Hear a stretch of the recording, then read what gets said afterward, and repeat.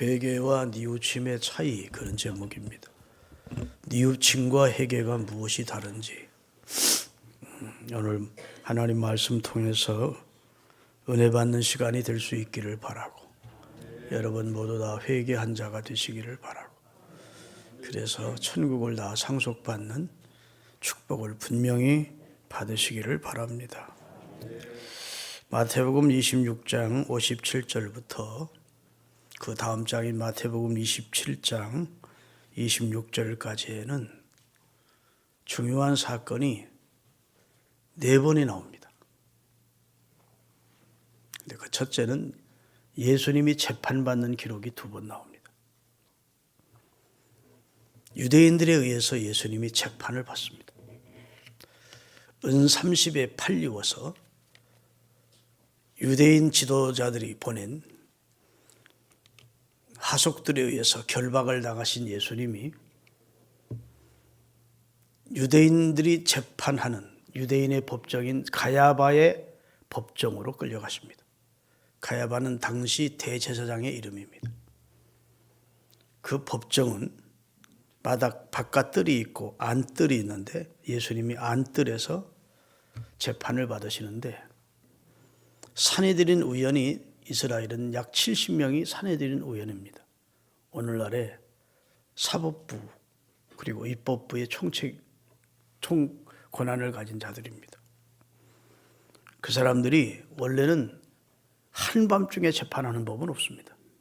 그런데 꼭두 새벽에 대화가는 동안에 이미 가야바의 법정에 모여 있었고, 예수님은 잡혀 끌려오게 됐고, 그리고 짜여진 각본에 의해서 두세 사람의 증인들이 예수를 정죄하는 증인을 준비되어 있었고, 그 두세 사람의 증인이 저 사람은 성전을 헐고 3일에 짓겠다던 참남한 말을 한 사람이다, 이렇게 두세 사람이 나도 들었다, 이렇게 예수님에 대해서 정죄를 하기 위해서 짜여진 각본에 의해 대제사장 가야바가 대법관이 돼서 예수님을 재판하는 내용입니다.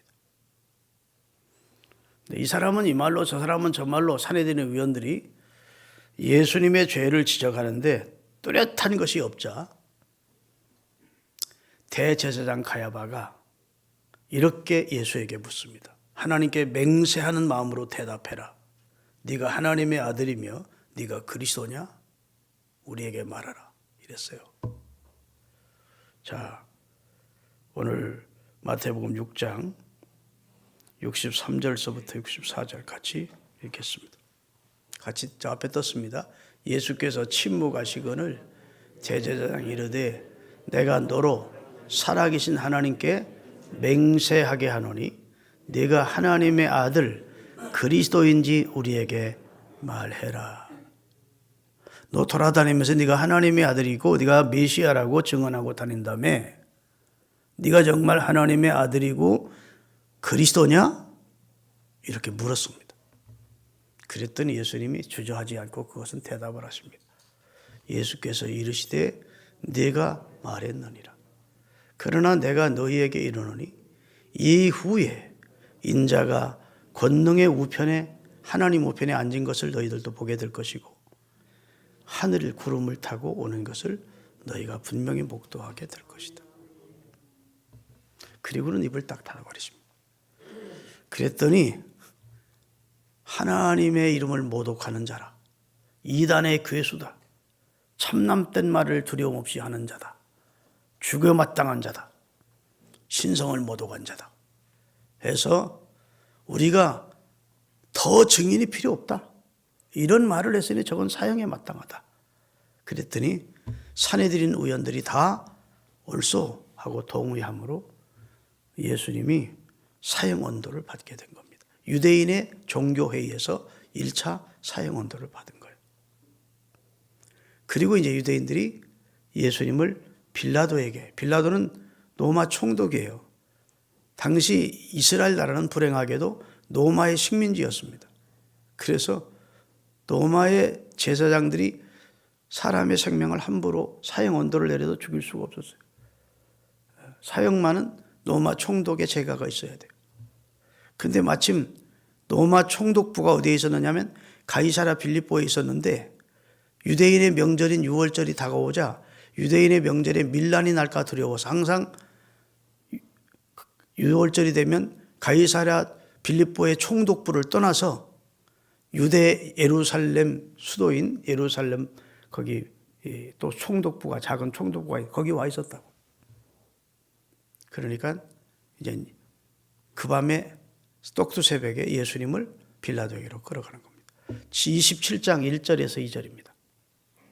다 같이 새벽에 모든 대제사장과 백성의 장로들이 예수를 죽이려고 함께 의논하고 결박하여 끌고 가서 총독 빌라도에게 넘겨줍니다. 새벽에 잠든 빌라도를 깨워가지고 수많은 사람들이 예수를 앞세우고 빌라도 총독 앞에 가서 이 사람을 재판해달라.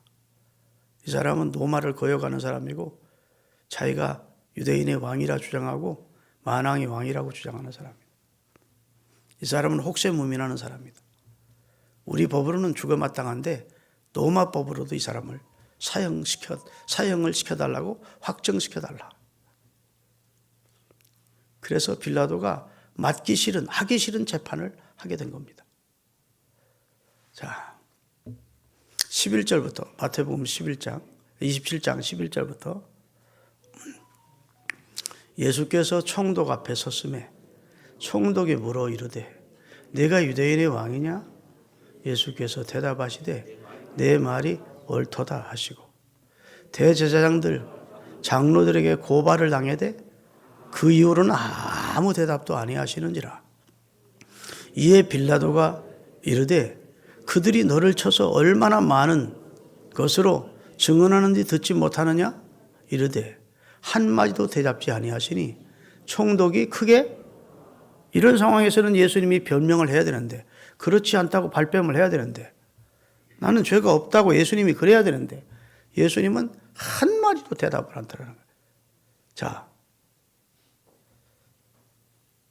유대인의 지도 재판에서도 딱 한마디만 대답합니다.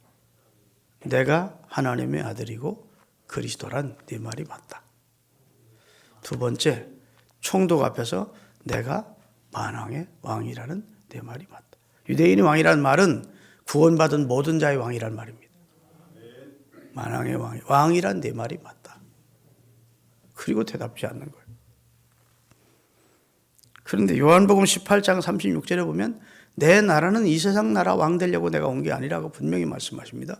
요한복음 18장 36절 예수께서 대답하시되 내 나라는 이 세상에 속한 것이 아니니라. 만일 내 나라가 이 세상에 속한 것이었다면 내 천사들이 싸워 나를 유대인에게 넘기지 않게 하였으리라. 이제 내 나라는 이 여기에 속한 게 아니야. 아멘. 한시적인 이 세상 나라의 왕 되려고 예수님이 온 게 아니라는 겁니다. 진정한 왕이시라는 거예요. 자, 예수님이 그 유대인의 재판과 로마인의 재판하면서 분명히 증언한 것이 누구라고요? 첫째는 하나님의 아들. 아멘요, 맞아요. 둘째는 그리스도, 메시아, 구세주. 셋째는 왕. 그게 예수님의 정체입니다. 그 외에는 예수님이 입을 딱 닫아버려요. 어차피 각본대로 예수님은 십자가에 달려 나무에 달려 인류의 죄를 대속해야 되기 때문에 변명할 필요도 없었고 자기를 정당할 필요도 없었고 아버지께서 주신 권세가 아니면 이렇게 되지 않는다는 것을 주님은 아셨기 때문에 더 이상 말을 안 합니다. 아멘. 그러니까 빌라도가 깜짝 놀라고 이상하게 여기는 거예요. 자기가 수많은 사람을 재판해 보면 어디가든지 자기를 정당화시키고 합리화시키고 변명하고 억울하다고 그러는데 예수님은 한마디도 안 하시거든요. 빌라도가 볼 때는 저 사람들이 지금 예수를 모함하는 것인데 죽일 만한 죄가 예수에게 있는 것이 아닌데 나는 이 사람의 죄를 찾지 못하겠노라. 나중에는 그렇게까지 갑니다. 빌라도가 유대인들에게 나 이 사람의 죄를 찾지 못하겠다 하니까 그를 십자가에 못 박아 주소서. 이 사람은 무죄한 자인데 이 사람의 피를 나는 책임 안 질 거야? 세수대에 물 떠와라 해가지고 자기는 예수의 피에 대해서 책임이 없다고 손을 씻으니까 유대인들이 뭐라 하죠? 예수의 피에 대한 죄값은 우리와 우리 후손들이 다 당할 테니까 예수를 십자가에 못 박아만 주소서. 라는 참남된 말까지 하면서 결국은 예수님을 십자가에 죽도록 사형언도를 받게 하십니다. 그런데 이 두 재판 사이에 예수님의 제자 베드로 얘기와 예수님의 제자였던 가룟 유다 얘기가 거기에 삽입되어 있어요. 오늘 본문은 그 두 삽입된 내용을 제가 본문으로 정한 겁니다. 예수님을 3번 저주까지 하며 부인했던 베드로가 눈물로 심히 통곡하는 회개를 했다. 그리고 베드로는 제기했습니다. 할렐루야. 베드로가 제기할 수 있었던 큰 은혜 가운데 하나는 주님의 은혜였음을 성경은 분명히 말해주고 있어요. 누가복음 22장 31절 32절에 예수님이 부인할 것을 예고하기 전에 이런 말씀을 미리 하셨습니다. 시몬아 베드로의 원래 이름이 시몬입니다. 예수님은 나중에 베드로라고 개명시켜 준 것이에요. 시몬아 보라 사탄이가 너를 밀가부로 하려고 내게 지금 청구해 놓았다. 베드로를 오늘 밤에 내가 가지고 놀겠다고 내게 청구해 놓은 상태야. 영적으로 보면. 그러나 내가 너를 위하여 내 믿음이 떨어지지 않기를. 오늘 실패는 하지만 오늘 나를 부인은 하지만 네가 믿음에서 떨어지지 않기를 내가 하나님께 기도했노니 너는 돌이키게 될 거야. 너는 돌이킨 후에 내 형제들을 굳게 세우는 사도가 되라. 이렇게 예수님은 베드로의 나중 결과를 내다보시면서 베드로가 결국은 통곡하며 눈물 흘리며 회개하고 돌아서서 돌이킨 후에 주님의 큰 제자로 쓰임받게 될 것을 예고하시지만 가룟 유다를 보시고는 그를 보시면 나는 성경에 기록된 대로 가거니와 나는 성경에 기록된 대로 십자가를 지고 죽게 되지만 너는 차라리 이 땅에 나지 않으면 못했다. 그는 회개하지 않고 죽게 될 것을 예수님은 보셨습니다. 회개는 구원이냐 멸망이냐를 결정짓는 그게 기로예요. 그래서 예수님도 사역의 첫 일성이 회개하라 천국이 가까웠네. 사도 요한도 회개하라 천국이 가까웠네. 너희가 각각 회개하여 예수 그리스도의 이름으로 세례를 받고 성령을 받으라. 이렇게 회개가 먼저입니다. 천국은 죄 없는 사람이 가는 곳이 아니에요. 천국은 회개한 사람, 그리고 자기 죄를 담당해 주신 예수님을 구주로 믿는 사람. 자기 죄를 누구에게 회개한 거예요? 자기 죄, 절망적인 자기 죄를 받아주실, 용서해 주실, 담당해 주신 예수 그리스도의 십자가를 믿는 사람을 하나님은 구원해 주시는 거예요. 할렐루야. 제가 요 3, 4일째 새벽 기도를 못했어요. 몸이 안 좋아서. 몸살 감기가 심해서. 아이고, 우리 목사님 코로나 걸려가지고 오늘 우리 다 걸리는 거 아니야? 이렇게 걱정하지 뭐. 기도 검사해 봤더니 그냥 아무 이상 없고 코로나도 아니고 몸살이에요. 몸살이 심해서. 그리고 서로 걸렸어도 떨어져서 괜찮아. 내가 설교하면서 물 마시는 것이 거의 없었는데 이 감기가 심하니까 진짜 목이 탁탁 타네.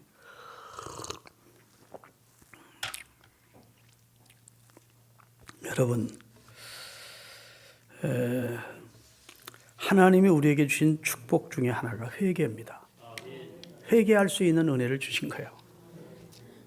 하나님이 회개해도 너희들 회개 소용없어. 그러면 우리가 회개가 무슨 의미가 있겠습니까? 근데 회개하면 구원해 주겠다. 용서해 주겠다고 하시니 하나님이 인간에게 주신 축복 중에 하나가 회개의 기회를 주시는 겁니다. 회개라고 하는 것은 죄에서 떠나서 하나님의 자녀답게 거룩하고 신실하게 살아가게 하심으로 하나님이 기쁨을 얻으시는 겁니다. 죄 가운데 살던 사람이 죄에서 돌이켜서 회개하고 그 죄에서 떠나 하나님의 자녀답게 거룩하고 신실하게 살아가는 회개한 자의 모습을 보시면서 하나님이 기뻐하시는 것. 그게 하나님의 뜻이라고요. 회개는 아주 시험도 덥수룩 하고 양주일도 안 와서 이빨도 냄새나고 몸에 때가 끼던 사람이 목욕탕에 가서 면도하고 양치질하고 깨끗하게 목욕한 것 같은 거. 여러분, 우리가 하루만 수혜만 났더라도 남자들은 못 봐줍니다. 그렇지. 그리고 하루만 양치질 안 하면 아이고 옛날에 어떻게 살았는지 몰라. 진짜 막 입이 막 가득 찬 것 같고 그렇죠. 회개라고는 하나님 아버지 잘못했어요. 용서해 주세요. 딱 한마디 하면 하나님은 동이 서에서 먼 것처럼 우리 죄가를 옮겨주시겠다 하셨는데 사람들이 그걸 몰라. 그냥 죄책 속에만 살아요. 사랑하는 여러분, 대부분의 사람들은 회개란 말을 싫어합니다. 죄를 지적받는다고 생각하는 거예요. 근데 죄를 지적받는 것이라고 생각하지 말고 죄를 용서받을 수 있는 기회를 갖게 하기 위해서 회개를 말하는 겁니다. 할렐루야. 회개를 사전적 의미로 보면 잘못을 뉘우치고 바로잡는 걸 회개라고 합니다. 그래서 뉘우칠 회자와 돌이킬 개자예요. 그래서 뉘우치고 돌이키는 것을 회개라고 할 수 있지요. 히브리어는 슈브라고 됩니다. 회개라는 말을 슈브. 헬라어는 메타노니아라고 합니다. 돌아가는 것. 누구에게로? 하나님에게로. 둘째 아들이 아버지의 집으로 돌아오는 것처럼 돌아가는 것. 하나님께 돌이키는 것. 그것이 회개예요. 하나님을 등지고 살던 삶에서, 죄된 삶에서 이런 삶은 하나님이 기뻐하지 않는구나. 이건 삶은 내가 멸망한 삶이구나. 이건 참 추하고 더러운 삶이구나 깨달았으면 가슴 아파. 그렇게 산 지난 날을 가슴 아파하고 의지적으로 방향을 선회해서 하나님께 하나님의 뜻대로 살고자 해서 방향을 돌이키는 것을 회개라고 그래요. 신약에서는 마음의 변화를 회개라고 그래요. 그래서 그걸 회심이라고 합니다. 마음의 변화가 일어나는 거죠. 지난날 부끄럽게 살았던 것이 너무 죄스러운 거예요. 이제부터는 바로 살겠다는 마음의 변화가 일어났어요. 그러면 그 사람이 회심한 사람, 회개한 사람으로 보는 겁니다. 후회만 해서는 안 돼요. 회개까지 나아가야 돼요. 후회로 그치는 사람들이 많습니다. 그냥 뉘우치는 거지요. 가룟 유다는 뉘우쳤습니다. 철저하게 뉘우쳤습니다. 예수님 몫으로 은 30을 받았다가 예수님이 정죄되고 결국 죽게 되는 상황으로 발전돼 가는 걸 보면서 3년 동안 따라다녔던 선생님을 내가 죽게 만들었구나. 그래서 그 은 30냥을 가지고 다시 그 대제사장을 찾아가서 내가 무죄한 피를 흘리는 죄를 범했습니다. 그 말은 무슨 말인가면 무죄한 자를 내가 죽게 만드는 죄를 범했습니다. 예수님은 무죄한 분인데, 죄가 없는 분인데 내가 이 은 30에 무죄한 자를 죽이는 죄를, 죽게 하는 죄를 내가 범했습니다. 나 돌이키고 싶습니다. 이거 원래대로 해주세요. 이거 30 내놓을 테니까 예수님 방면해 주세요. 그랬더니 그게 무슨 상관이야? 네가 당해. 네가 한 일이니까 네가 당하라.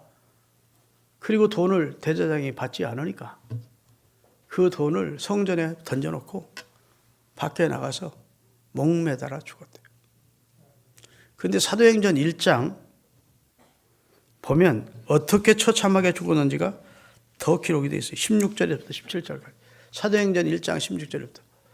형제들아, 성령이 다윗의 입을 통하여 예수 잡는 자들을 길잡이가 된 유다를 가리켜 미리 구약성경에 예언하신 말씀이 이루어졌으니 마땅하다.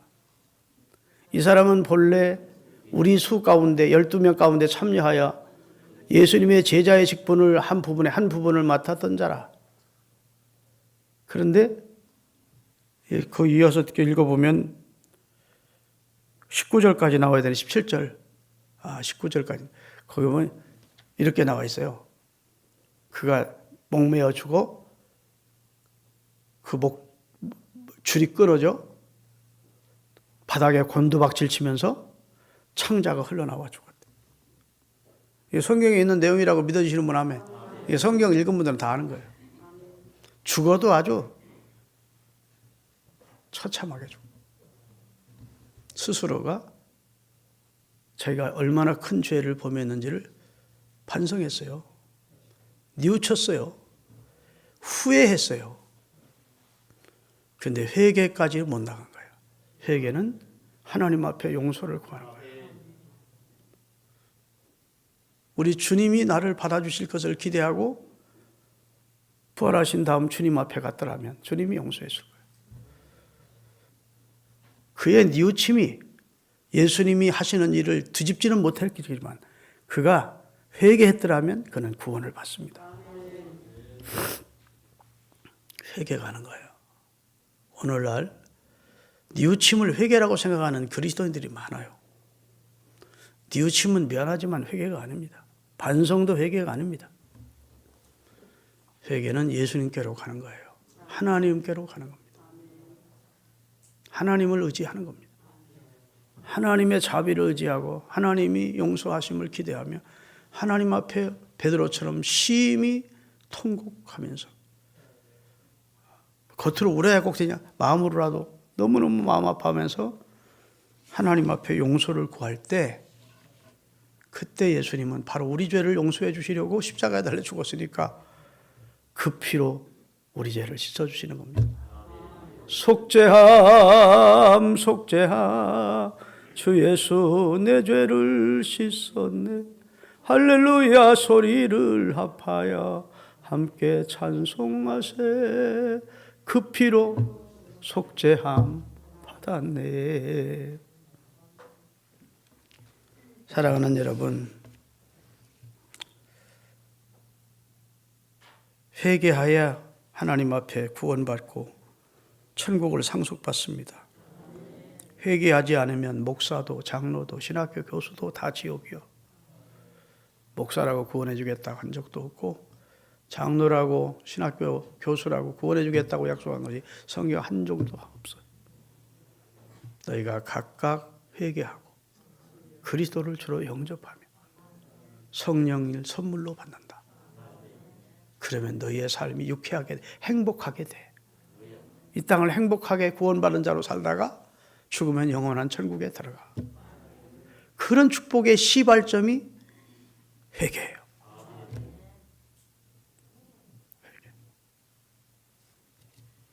그럼 회개는 누가 하느냐?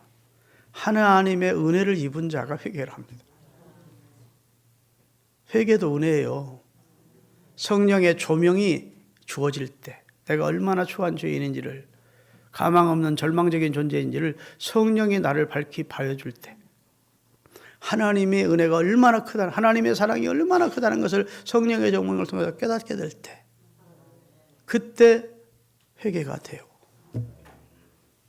그래서 우리가 조금 전에 찬송 불렀지만 성령이여 강림하사 나를 감화하시고 성령이여 강림하사 성령이여 역사하사 나를 감화시켜 주시고 애통하고 회개할 마음을 충만하게 해주세요. 예수여 비오니 나의 기도 들으사 애통하고 회개할 마음을 달라는 거예요. 나는 언제든지 애통하고 회개할 수 있어. 노입니다. 어떤 사람들이 이렇게 말해요. 나 죽기 전에 회개하고 예수 믿을 거야.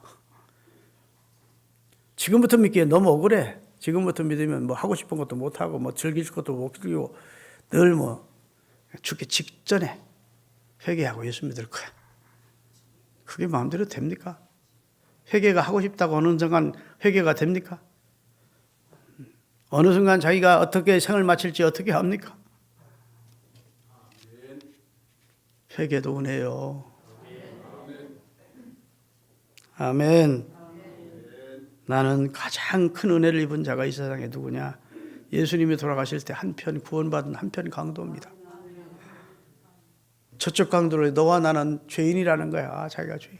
너와 나는 이 십자가로 형틀을 달려서 죽어 마땅한 죄를 범했어. 자기 죄를 인정하는 거죠. 예수님을 향해서 주님 당신의 나라 임하실 때 주님이 왕이 되시는 나라. 예수님이 세 가지는 인정하신 겁니다. 그 법정에서 하나님의 아들, 그리스도, 왕. 그런데 이 강도가 하나님이 은혜 주시니까 영안이 열려서 예수님이 왕이시라는 사실을 인정한 거예요. 당신이 주인 되는 나라에 임하실 때 나를 좀 기억해 주세요. 마음으로 믿고 입으로 시인했더니 예수님이 내가 오늘 나와 함께 천국에 갈 거다. 믿습니까? 어떤 고등학생이 가출을 했습니다. 어머니 아버지 잔소리가 싫어서 가출을 했어요. 집을 나가버린 겁니다. 어머니는 너무 어이가 없는 것입니다. 수소문을 해도 1년 가까이를 찾지를 못해서. 그런데 1년 넘어서 소식이 왔어요. 아들이 달동네 어디에 방을 조그만 걸 얻어가지고 살고 있다. 낮에는 직장을 나가고 월세방 조그만 거다가 살고 있다. 그래서 그곳을 가봤더니 냉장고는 다 하나 서로만 냉장고 갖다 놨는데 텅텅 비어있고 집은 엉망진창이고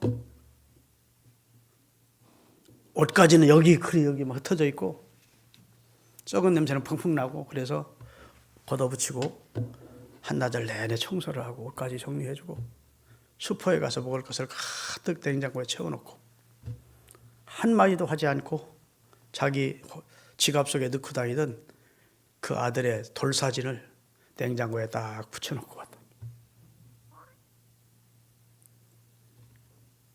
그 아들을 낳고 나서 얼마나 행복해하고 그 100일 된 아들을 품에 안고 행복해하고 그 아들을 사랑하는 마음으로 찍은 그 사진 한 장을 냉장고에 딱 붙여왔어.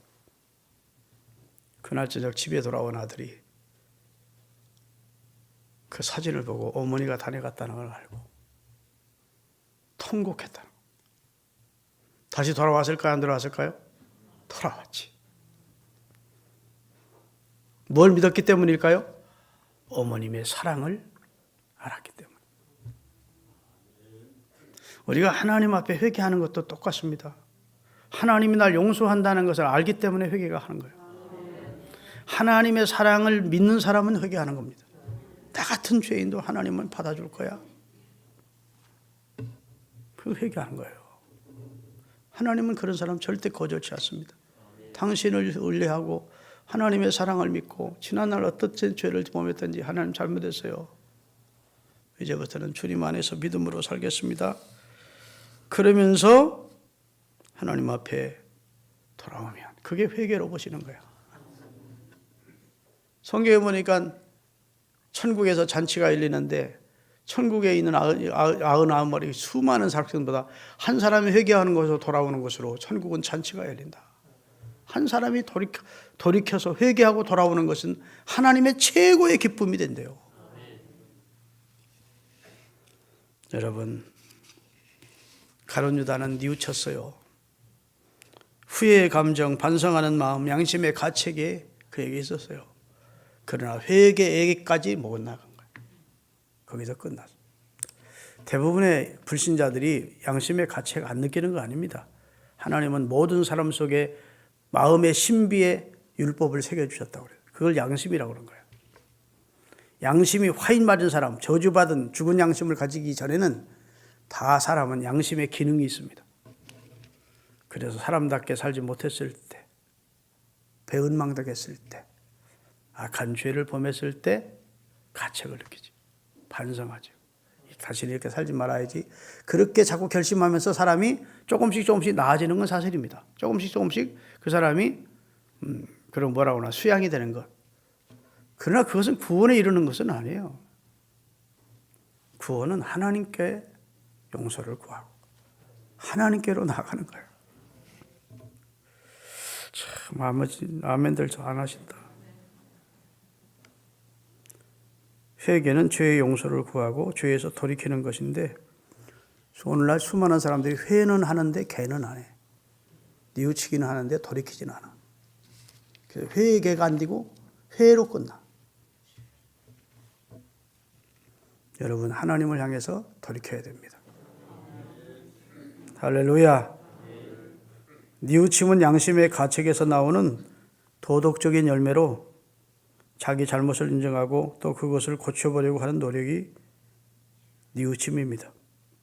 그러나 그 과정에서 하나님의 영인 성령이 개입하지 않기 때문에 하나님과 연결시키지 못해요. 하나님과 연결이 안 되기 때문에 사유하심을 못 받고 구원을 못 받아. 아멘. 뉘우치면서 하나님의 은혜를 구할 때 성령이 역사합니다. 성령의 역사로 회개한 사람은 인생의 방향을 하나님께로 돌이키는 방향 전환을 하게 되어 있다고. 뉘우침의 최고에서는 뉘우친 사람의 인격이 도덕적으로 훌륭하게 된다할 수 있다는 정도지 구원받을 수 있는 지경까지는 못 가요. 이 세상에는 뉘우치는 사람 많습니다. 성경에도 뉘우친 사람 많습니다. 사울왕은 다윗을 볼 때마다 다윗의 그 큰 마음 앞에 다윗을 자기에게 대한 변함없는 충성을 볼 때마다 뉘우쳤어요. 내 아들 다윗아 잘못했다. 내가 나쁜 놈이야. 그리고 똑같은 죄를 해요. 그 속에 악신이 역사하니까 돌이킬 수가 없었어요. 그래서 사울은 악신 따라가다 망한 겁니다. 그러나 다윗은 그보다 더 큰 범죄를 저질렀는데 자기 속에서 성령이 떠나갈까 봐 하나님의 영을 내게서 거두지 말아달라고. 그 속에 악신이 역사한 건 아니에요. 잘못 시험 들어서 큰 범죄를 저지르고 충신의 아내를 간음하는 짓을 범했지만 하나님 내가 잘못했습니다 하고 시편 51편에 눈물 흘리며 하나님 앞에 통고합니다. 회개한 거예요. 회개. 하나님 용서해 주시는 거죠. 그 속에 하나님의 영이 아직도 있어. 떠나가지 않았다. 그런데 사울은 하나님의 영이 떠나고 악신이 역사하니까 100번 뉘우쳐도 그 짓을 또 하는 거야. 여러분 성령의 도움을 받으며 신앙생활 하시는 우리 신흥교회 성도들이 되시기를 예수 그리스도의 이름으로 축원합니다. 그래서 우리가 성령의 도움을 아니면 믿음 생활 할 수 없어요. 그리고 이렇게 하나님의 용서를 회개를 통해서 하나님의 용서를 받은 사람은요 절대로 남의 말 하지 않습니다. 왜? 나도 똑같은 사람이었었으니까. 아직도 회개의 경험이 진짜 없는 사람, 하나님부터 사유하심을 받았다는 진짜 경험 없는 사람들이 자꾸 남을 비난하고 정죄하는 거예요. 너희 가운데 죄 없는 자가 먼저 이 여인을 돌로 쳐라 그러잖아요. 우리 다 용서받은 사람들입니다. 할렐루야. 하나님의 용서가 아니면 우리는 한순간도 천국에 입구도 못 갈 사람들이에요. 하나님의 은혜로 우리가 우리 죄를 회개하고 하나님을 향하여 하나님 아버지 이렇기 때문에 하나님이 우리를 받아주시는 것이지요. 로마서 7장 이제 설교 거의 마무리가 하겠습니다. 로마서 7장 24절 25절 읽고 마치겠습니다. 오라 나는 공고한 사람이로다. 이 사망의 몸에서 누가 나를 건져내랴. 우리 주 예수 그리스도로 말미암아 하나님께 감사하리로다. 아멘. 됐습니다. 이게 이제 사도 바울이 자기 자신을 보면서 자기 자신의 영적 상태나 죄된 상태를 보면서 절망적인 자기 상태를 보면서 절망적인 고백을 하는 내용이에요. 다시 말해서 우리가 신앙생활 하면서 오라 나는 공고한 사람이다. 누가 이 죄악된 삶을 사는 나를 건져낼 수 있으랴. 이런 바울과 같은 심령의 고백이 한 번 정도는 있어야 돼요. 어떤 사람은 바울이 예수 믿기 전에 한 고백이라고 그러는데 이건 절대 그거 아닙니다. 예수를 믿은 다음에는 죄에 대한 고백을 할 필요가 없었을 것이다. 바울은 그렇기 때문에 오호라 나는 곤고한 사람이라 이 사망의 몸에서 누가 나를 건져내. 이 말은 바울이 예수 믿기 전에 고백했을 것이다 이렇게 주장하는 사람들이 있어요. 놀라운 잘못된 주장이에요. 놀랍지만 잘못된 주장. 여러분, 바울이 예수 믿기 전에는 오히려 죄의 문제로 고민하지 않았습니다. 자기는 잘 믿는다 생각했고 자기는 율법에 이루는 흠이 없는 자라고 생각했고, 아멘. 죄에 대해서 그런 고민할 필요가 없었어요. 바울이 자기 자신이 얼마나 절망적인 존재에 있는지를 영적으로 볼 수 있도록 하나님이 그 눈을 성령으로 열어주실 때, 그때 나는 머리끝부터 발끝까지 진짜 죄덩어리구나. 마음의 생각과 입술의 말과 행동이 다 죄뿐이구나. 나는 도저히 내 힘으로는 구원받을 수 없는 존재구나. 이걸 철저히 깨달았을 때 오호라 나는 곤고한 사람이다. 이 사망의 그늘에서 누가 나를 건져내랴 이렇게 고백할 수 있었던 거예요. 영적으로 깨어 있었을 때. 그리고 나서 그 다음 절이 우리 주 예수 그리스도로 말미암아 하나님께 감사. 이렇게 절망적인 나를 하나님이 예수 그리스도를 통해 십자가에서 대속의 피로 용서하시고 나를 받아주셨구나. 그래서 우리 하나님께 감사한다는 거예요. 회개한 사람은 하나님께 감사하는 겁니다. 날 받아주셨음을. 우리 뉘우치기면 끝이지 마시고 회개하는 성도들로 살아가시기를 바랍니다. 기도하겠습니다.